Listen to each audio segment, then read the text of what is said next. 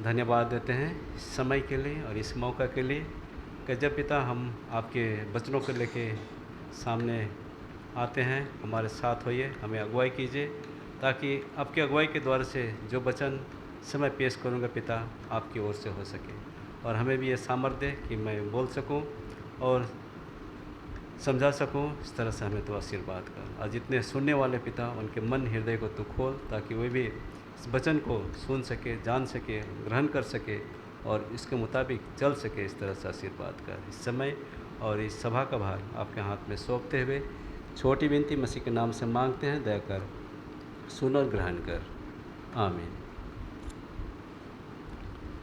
तो मैं थोड़े से समय लूँगा। आज का मेरा शीर्षक है विवेक। विवेक का मतलब हम लोग की सोचने की शक्ति, किस तरह से हम सोचते हैं। सही बोल रहा हूँ? विवेक, हाँ। तो हमारे विवेक, इसमें 3 से 4 प्रकार के विवेक है। एक अच्छा विवेक, और दूसरा है भ्रष्ट विवेक, तीसरा है दागा हुआ, और चौथा है बोलता है ये बाइबल की ओर से विवेक। ये 4 विवेक है जो हमारे मसीह जीवन के लिए ये लाभदायक है। तो इसमें क्या हमारा भ्रष्ट विवेक है, क्या वे लाभदायक है? और दूसरा है दागा हुआ विवेक, क्या वो भी हमारे मसीह जीवन के लिए लाभदायक है? नहीं बोल रहे हैं ना। लेकिन जब तक हमारे जीवन में ये भ्रष्ट हमारे जीवन में नहीं होता है, तो हम अच्छे विवेक को हम ग्रहण नहीं कर पाएंगे। दागा हुआ, जब तक किसी को दोष ना लगे, किसी को जब तक ठेस ना लगे, तब तक वो सबक नहीं सीख सकते। इसीलिए हमें 4 विवेक जो है हमारे लिए क्या किया है, दिया गया है। इसको हमें समझने के लिए अच्छा विवेक हमें क्या करता है। अच्छा विवेक कैसे आती है? हमारे अच्छा विवेक हमारे मन से, भीतर से जो विवेक आती है वो हमें धीमी आवाज़ में। कभी आप लोग सुने हैं कि आप लोग जब आप गलती कर रहे हैं, हाँ, तो आप किसी दूसरे रास्ता में जा रहे हैं, तो आप लोग को ऐसा महसूस कभी हुआ है? बहुत कम लोगों को ये महसूस होता है कि मैं क्या कर रहा हूँ, गलत रास्ता में जा रहा हूँ, और वो आपको झिझोड़ के, आपको जोर से ये आवाज़ आपके मन में नहीं आती, आस्ते से आती है, धीमी आवाज़ में आती है। कहती है कि फलना या तो फलनी क्या है, आप गलत रास्ता में जा रहे हैं, गलत कर रहे हैं। आपका सोच, आपका विचार क्या है, बिल्कुल गलत है। आप बाएं जा रहे हैं, आप किधर मुड़िए, दाहिनी ओर मुड़िए, नहीं तो आप गलत विचार में जाएंगे। इससे बहुत सारे उदाहरण हैं, हाँ, बहुत सारे उदाहरण हैं। जैसे आप लोग अपने आप को क्या करें, महसूस करें, अपने आप को देखें, अपने आप को जांचें कि हम सही में, हमारे लिए जब हम धीमी आवाज़ में जो हमारे लिए आवाज़ आती है, हमारी पुकार आती है कि हम सही रास्ता में क्या करें, चले, वो है क्या है, अच्छे विवेक हमें उस मोड़ में हमें क्या करती है, ले चलती है। और इसी तरह से हमें कहता है हमारे लिए एक सुरक्षा, विवेक भी क्या करता है हमारे लिए एक सुरक्षा कवच। कवच हम कहाँ देखते हैं? सुरक्षा कवच किन के पास देखते हैं हम लोग? सैनिकों के पास देखते हैं। क्या लगाते हो सब? गोली से बचने के लिए बुलेट प्रूफ जैकेट लगाते हैं। आजकल पहले के ज़माने जैसे कि उनके पास क्या था, ढाल होता था जिससे वे बचने के लिए, लेकिन आजकल क्या लगाते हैं, बुलेट प्रूफ लगाते हैं। इसीलिए हमारे लिए परमेश्वर का जो विवेक, परमेश्वर का जो आवाज़ हमारे लिए देता है वो क्या है, एक सुरक्षा कवच है कहता है। और दूसरा कहता है कि हमारा विवेक कभी कभी हमको क्या करता है, गड्ढे में क्या करता है, ढकेल देता है, गड्ढे में हमको गिरा देता है। उसको तुलना किया गया है एक टूटा हुआ जहाज़ के समान। हाँ, टूटा हुआ जहाज, इसको आप पढ़ सकते हैं। पहला तिमोथी उसका 1:19, किसी के पास बाइबल है खोल के पढ़ दीजिए। पहला तिमोथी उसका 1:19।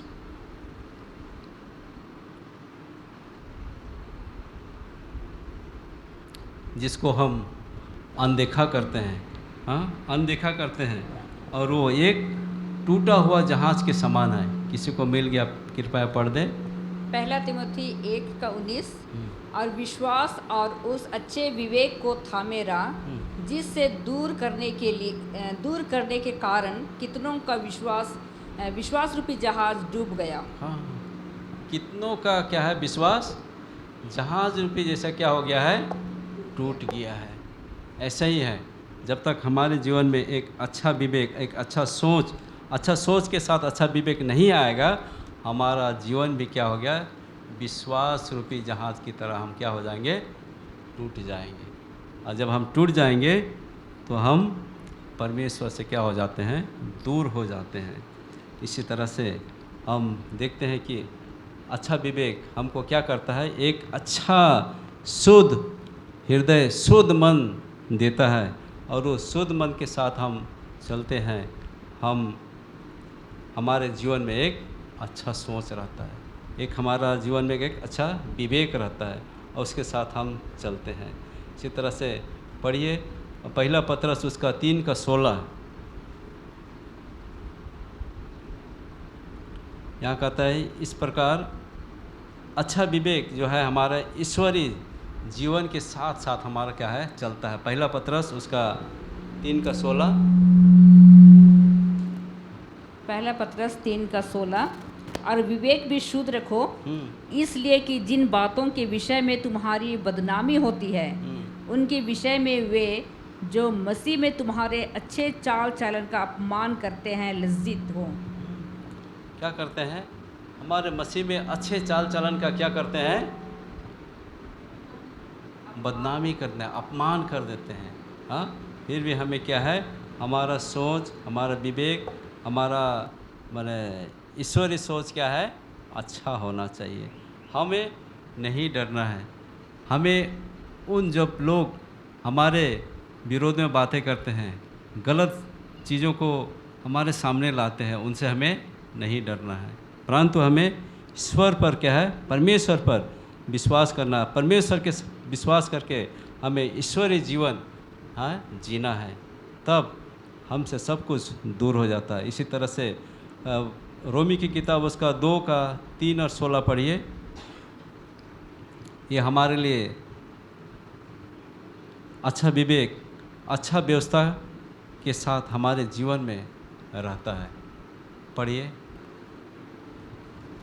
रोमी 2 का 13 से 16। 13 से 16। क्योंकि परमेश्वर की यहाँ व्यवस्था के सुनने वाले धर्मी नहीं, पर व्यवस्था पर चलने वाले धर्मी ठहराए जाएंगे। फिर जब अन्य जाति लोग जिनके पास व्यवस्था नहीं, स्वभाव ही से व्यवस्था की बातों पर चलते हैं, तो व्यवस्था उनके पास ना होने पर भी वे अपने लिए आप ही व्यवस्था हैं।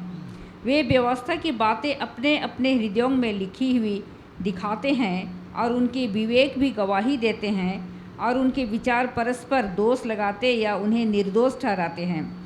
जिस दिन परमेश्वर मेरे सुसमाचार के अनुसार यीशु मसीह के द्वारा मनुष्यों की गुप्त बातों का न्याय करेगा। हमारे क्या है, गुप्त बातों को क्या करेगा, परमेश्वर न्याय करेगा। हम व्यवस्था को जब तक हम पालन करते हैं, तो हमें क्या है, आपने कार्यशील अपने जीवन में क्या है, उसको दिखाने की आवश्यकता है। हमें दिखाने की आवश्यकता है कि हम व्यवस्था को क्या कर सकते हैं, पालन कर सकते हैं, और व्यवस्था के साथ हम क्या कर रहे हैं, चल रहे हैं। अपने चरित्र में कभी कभी हम लोग क्या होते हैं, चूक जाते हैं। व्यवस्था को हम पालन करते हैं, लेकिन हम क्या होते हैं, चूकते हैं। और हम जब चूक जाते हैं तो हम हमारा चूकते हैं, तो हमारा सोच, हमारा विचार, हमारा जो अच्छा विवेक है वो नहीं दिखता है। हमें दिखाने के लिए जब हम व्यवस्था को पालन करते हैं, तो हम इससे साबित कर सकते हैं कि हम परमेश्वर के हुक्म और उनके नियमों को हम मानते हैं और एक अच्छे विवेक के साथ हम अपना जीवन हम व्यतीत कर सकते हैं। पहला कोरिन्थी उसका 8 अध्याय उसका 7 से 11 पढ़िए।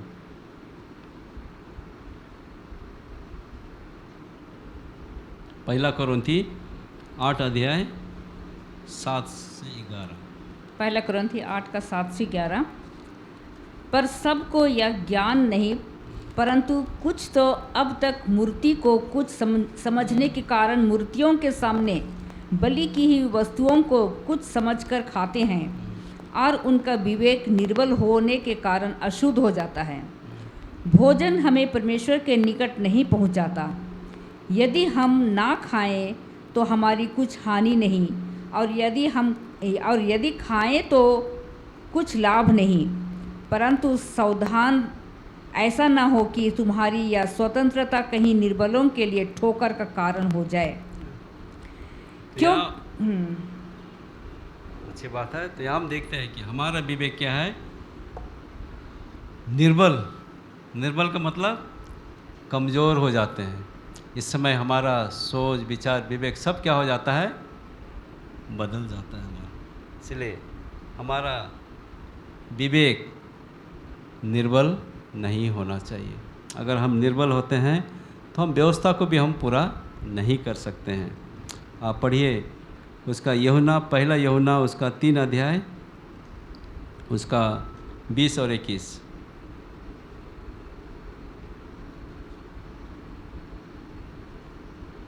और उससे पूर्व पढ़िएगा पहला कोरिन्थी 8 का 12 पढ़िए, 8 का 12 पढ़िए, 11 पढ़िए। कहता है इस प्रकार भाइयों के विरोध अपराध करने से और उनके निर्बल विवेक को चोट पहुंचाने से तुम मसीह के विरोध क्या करते हैं? अपराध करते हैं। हम किसी को चोट पहुंचाते हैं तो हम मसीह के विरोध हम क्या करते हैं? अपराध करते हैं। ये हमारे लिए आगाह है कि हम एक दूसरे के प्रति क्या ना करें, हम अपराध ना करें। पढ़िए उसका यूहन्ना का किताब उसका 3 अध्याय, पहला यूहन्ना 3 अध्याय 20 और 21। क्योंकि परमेश्वर हमारे मन से बड़ा है और सब कुछ जानता है। हे प्रियो, यदि हमारा मन हमें दोष ना दे तो हमें परमेश्वर के सामने हियाव होता है, और जो कुछ हम मांगते हैं वह हमें उससे मिलता है, क्योंकि हम उसकी आज्ञाओं को मानते हैं और जो उससे भाता है वही करते हैं। एकदम देखिए हमारे लिए साफ साफ कहता है कि हम उनके नियमों को मानते हैं, वो हमारे लिए सब कुछ करता है। इसलिए परमेश्वर जो है आज आपको, हमको, हम सबों को जो मसीह में है एक अच्छे विवेक के साथ हमें जीने के लिए, एक अच्छे विवेक के साथ हमें मसीह में बढ़ने के लिए ये वचन के द्वारा हमें आगाह करती है। आइए देखते हैं अब भ्रष्ट जीवन क्या करता है, जिसको हम कब पाते हैं तीतुस की किताब उसका 1 का 15 क्या करता है। देखिए तीतुस उसका 1 का 15 जब हम भ्रष्ट जीवन हम व्यतीत करते हैं।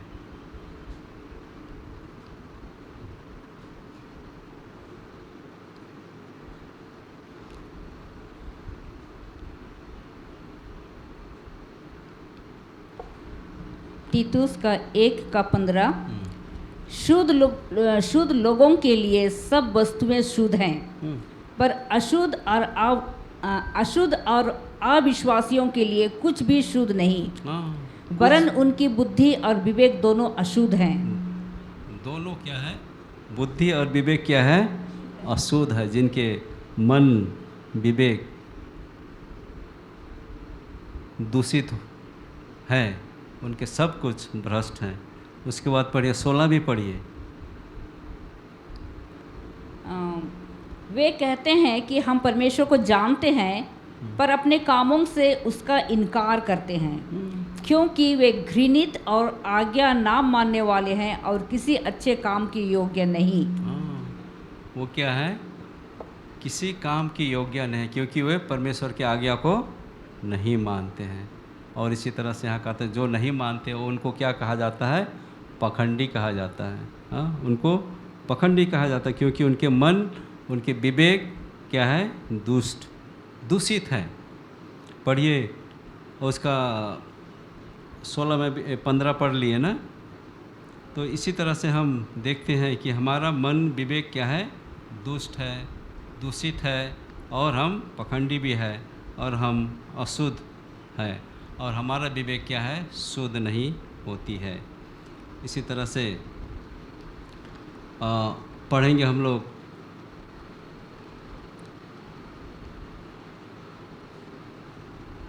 पहला पत्रस 3:16। यहाँ कहता है वे विवेक जिसका बाइबल इसमें उल्लेख है। पहला पत्रस उसका 3:16। पहला पत्रस 3:16। और विवेक भी शुद्ध रखो, इसलिए कि जिन बातों के विषय में तुम्हारी बदनामी होती है उनके विषय में वे जो मसीह में तुम्हारे अच्छे चाल चलन का अपमान करते हैं लज्जित हों। जो अपमान करते हैं वो क्या होंगे? लज्जित होंगे। आप पढ़िए पहला तिमोथी उसका 3:9। कहता उनका मन विवेक क्या है? परमेश्वर के प्रति क्या होना चाहिए? शुद्ध विवेक होना चाहिए, और उनका सोच शुद्ध होना चाहिए। पढ़िए पहला तिमोथी 3:9। पर विश्वास के भेद को शुद्ध विवेक से सुरक्षित रखें। हाँ, कैसे रखेंगे हम लोग? शुद्ध विवेक के साथ सुरक्षित रखेंगे। अब पढ़िए इब्रानी की किताब उसका 9:14। इब्रानी 9:14। तो मसीह का लोहू जिसने अपने आप को सनातन आत्मा के द्वारा परमेश्वर के सामने निर्दोष चढ़ाया, तुम्हारे विवेक के मरे हुए कामों से क्यों ना शुद्ध करेगा, ताकि तुम जीवते परमेश्वर की सेवा करो। इसीलिए हमें कहता है बाइबल का आधार से हमें कि हम अपने जीवित परमेश्वर को क्या कर सके? सेवा कर सके। वह कहता है साफ सुथरा विवेक के साथ हम परमेश्वर की हम सेवा कर सके। और कहता है प्रेरित क्रिया उसका 24:16। हमारा विवेक कैसा होना चाहिए? प्रेरित क्रिया उसका 24:16। प्रेरित 24:16। इससे मैं आप भी यत्न करता हूँ कि परमेश्वर की और मनुष्यों की ओर मेरा विवेक सदा निर्दोष रहे। हाँ, सदा निर्दोष रहे। कहने का मतलब है हमारा विवेक हमेशा दोष रहित रहे। हम कोशिश करेंगे, अब परमेश्वर में हम अपने आप को हम समर्पित करेंगे, अब परमेश्वर को हम अपने जीवन को हम देंगे तो हम दोष रहित बन सकते हैं। अगर हम परमेश्वर को नहीं सौंपे हैं तो हम उनकी व्यवस्थाओं को भी हम क्या करते हैं? पूरा नहीं कर रहे हैं, और व्यवस्था के अनुसार से हम नहीं चल रहे हैं, क्योंकि हमारा सोच, हमारा विचार भ्रष्ट विवेक के साथ हम जीवन हम व्यतीत कर रहे हैं। और इसीलिए हमें बाइबलीय विवेक के साथ हमें अच्छा सलाह हमें देती है। जैसे पहला कुरिन्थी उसका 8:12। हमारा विवेक क्या हो जाता है? कमज़ोर पड़ जाता है, और हम कमज़ोर पड़ने के कारण से हम उस भ्रष्ट जीवन, भ्रष्ट विवेक के साथ हम चलते हैं। इसीलिए हमें सलाह देती है कि हम दुष्ट विवेक के साथ नहीं, अशुद्ध विवेक के साथ नहीं, परंतु हम सही और अच्छे विवेक के साथ हम अपना जीवन व्यतीत करें, तो हमें कहता है हम खुश और आनंदित रहेंगे।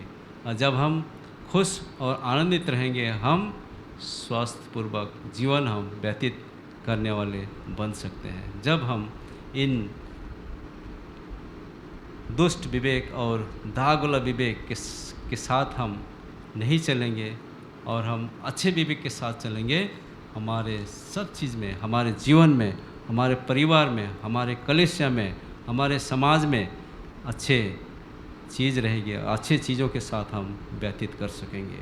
और ये सिर्फ हमें परमेश्वर की ओर से मिलेगी, और जब हम परमेश्वर के नज़दीक में आएंगे और परमेश्वर से हम दूर जाएंगे, हमारा सब कुछ विपरीत होते जाएगा। और जब हम विपरीत होंगे, हम शैतान के कब्जे में दिन प्रतिदिन हम बढ़ते जाएंगे। तो आइए हम परमेश्वर के साथ चलें। परमेश्वर ने हमें सोचने समझने के लिए अच्छी सोच दिए हैं। हम उन अच्छी सोचों को हम इस्तेमाल करें ताकि हम अच्छी सोच के साथ हम परमेश्वर के नज़दीकी में हम दिन प्रतिदिन हम बढ़ते जाएं। और इस संसार जो हमें गलत सोच, गलत विवेक, गलत मानसा से हमारी ओर इशारा करती है, उनसे हम ना डरें, परंतु परमेश्वर से हम प्रार्थना करें और परमेश्वर से प्रार्थना करके हम शक्ति और सामर्थ लें ताकि हम इन संसार के हर एक प्रकार के बुरे सोच, बुरे विचार से हम परे रहें और परमेश्वर के हम नज़दीक रहें ताकि परमेश्वर हमें अच्छे सोच और अच्छे विवेक के साथ हमें बढ़ने में हमें अगुवाई करेंगे। परमेश्वर हम सबको आज की इस छोटी सी वचन में आशीष दे। धन्यवाद।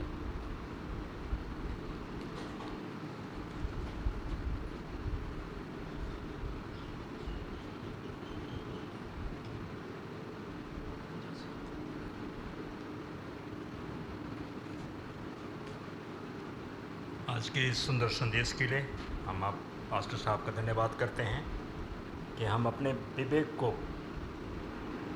परमेश्वर की महिमा के लिए उसके वचन के द्वारा हम स्थिर रख सकें। आइए सभा को अंत करते हुए हम गीत गाएंगे, गीत नंबर 85, गीत नंबर 85। प्रभु तेरा हूँ तेरे वचन से तेरा प्रेम पहचानता हूँ, खोलना हुआ तो हम सब खड़े हो जाएंगे।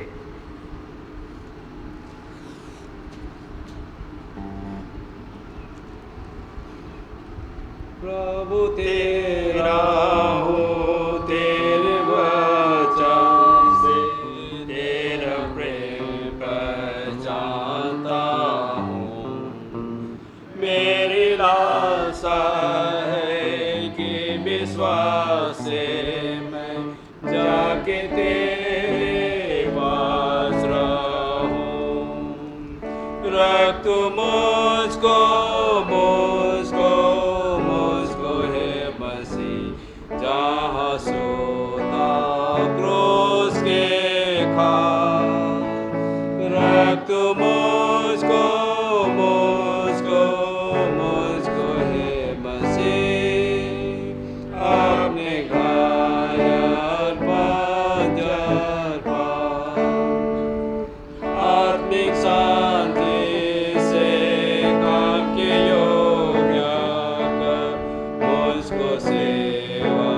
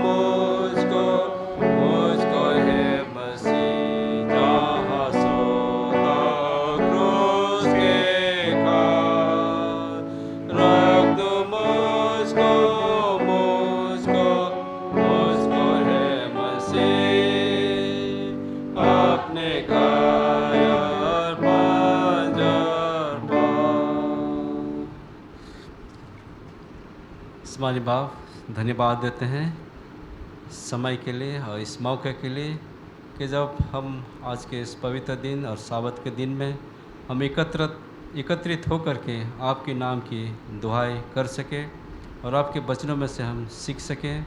पिता, हम कमज़ोर हैं, हम लाचार हैं, हम चूकते हैं, लेकिन आप हम सबको संभालते हैं पिता। इसी तरह से पिता, हमारे मन विवेक, हमारे सोच, हमारे कल्पना सबको तू ले और तू नियंत्रण कर, ताकि आपके नियंत्रण के द्वारा से पिता हम आप में होकर के हम एक अच्छे विवेक के साथ अपना जीवन हम व्यतीत कर सके। इस तरह से तो हम सबको तो आशीर्वाद कर। इसी तरह से प्रार्थना करते हैं जब हमारे जितने भी चर्च के मेंबर्स हैं सबों के साथ हो, सबों को तो संभाल और उन्हें तो सुरक्षित रख। इसी तरह से प्रार्थना करते हैं जितने रिटायरी हैं उनके साथ हो, जो बीमार में हैं, दुख में हैं, तकलीफ में, उनकी तो सुध ही ले। बाकी समय और आज दिन भर हम आपके हाथ में समर्पित होते हुए, और जब हम समय सभा से विदा होते हैं हमें तो आशीष के साथ विदा कर, ताकि हम अगले साबत आ कर के फिर से आपके नाम की दुहाई कर सकें। और क्या प्रार्थना करें, हमारे पापों को तो क्षमा कर। छोटी विनती मसीह के नाम से मांगते हैं, दया कर सुन और ग्रहण कर। आमीन।